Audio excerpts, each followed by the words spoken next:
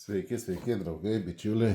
Žodžiu, turime atrestauravę labai rimtą peiliuką. Šiaip galiu pasakyti, kad šiandien bus tik tai labai rimti peiliukai aukcionuose.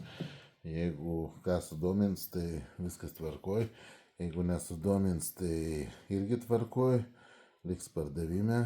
Tai žodžiu, taip.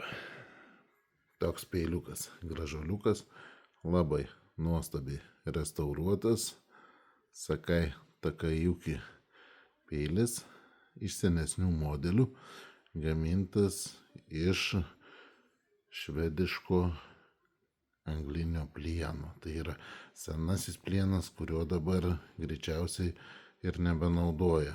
Tai žodžiu, labai smagus peiliukas, palikti kažkiek autentiška tokios išgraužos, tokios mini, kad vėliau naudojant, sausą laiką, nuvalant, turėtų labai gražiai patina atsirasti per laiką.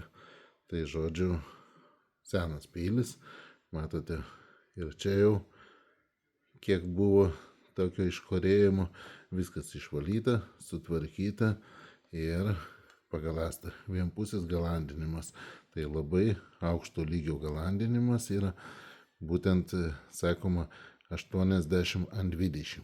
Tai yra procentai. Iš vienos pusės 80, iš kitos pusės 20 yra. Tai toks pats geriausias galandinimo būdas, pripažintas Japonų jau. Na ir tokį ploną čekiuką paėmiau. Pabandysim jį papjauti. Tai labai gražiai. Be galo gražiai pjauna. Galima ir plonai. Matote, pjūvis labai gražus, labai tvarkingas. Ir aišku, maistą pjaustant, tai nuostabu yra. Tiesiog visai kitas pjovimas, negu su dvipusiu ašmeniu yra.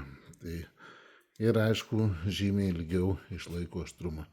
Tai kas nori tokį darbinį arkliuką įsigyti, statykit, laimėkit.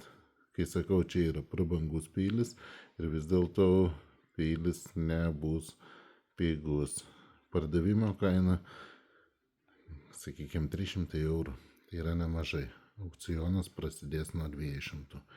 Jeigu norite rimtą peiliuką įsigyti, manau verta. 200 nėra daug.